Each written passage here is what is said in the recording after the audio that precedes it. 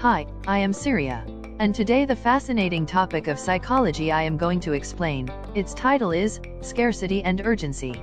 How limited time controls you. Introduction. Only 2 left in stock.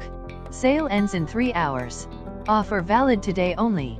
Sound familiar? We've all rushed to buy something. Not because we truly needed it, but because we felt like time was running out. Or, the product was about to vanish. That's the power of scarcity and urgency.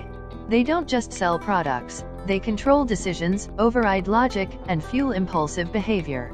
Today, let's break down how these psychological tricks work, the experiments that prove their power, real-world examples you see every day, and most importantly, how you can defend yourself against them. Definition. Let's start with the basics. Scarcity. When something seems rare or hard to get, we automatically believe it's more valuable. Urgency. When we're pressured by time limits, we rush to act, even without thinking carefully. Put them together, and you get one of the strongest motivators in human psychology. FOMO. Fear of missing out. The cookie experiment. Here's a classic example.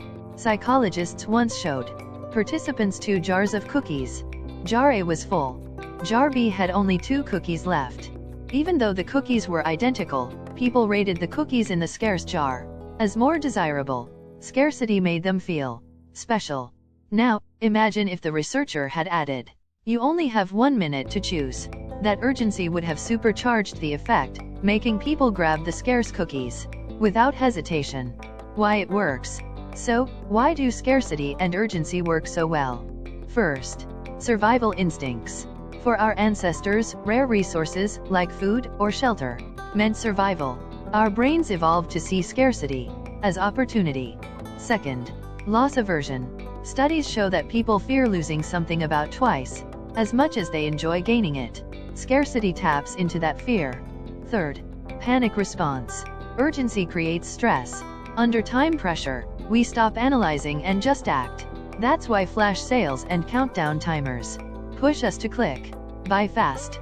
Fourth, social proof. When something is scarce, we assume everyone else wants it too, which makes us want it more. Everyday examples. You see these tricks everywhere. Online shopping. Only 1 seat left at this price. 3 people have this in their cart. Travel sites. This hotel has been booked 20 times today. Streaming services. Leaving soon? Watch before it's gone. Limited editions. Sneakers, gaming consoles, concert tickets. Scarcity turns ordinary items into status symbols. Relationships. People often seem more attractive when they're less available. Playing hard to get is just scarcity in dating. The dark side. Here's the twist. Scarcity and urgency don't always signal real value. Retailers create artificial scarcity. Products marked almost gone when warehouses are full. Websites use fake timers that reset when you refresh the page. Companies deliberately limit stock to build hype and drive impulse buying. It feels like you're missing a once-in-a-lifetime chance, but in reality, you're being manipulated. How to defend yourself. So, how do you protect yourself? First, pause before acting. If a timer is pressuring you, step back. Ask, would I buy this if it weren't limited? Second, research scarcity claims. Limited edition, or just clever marketing? Third, flip the perspective.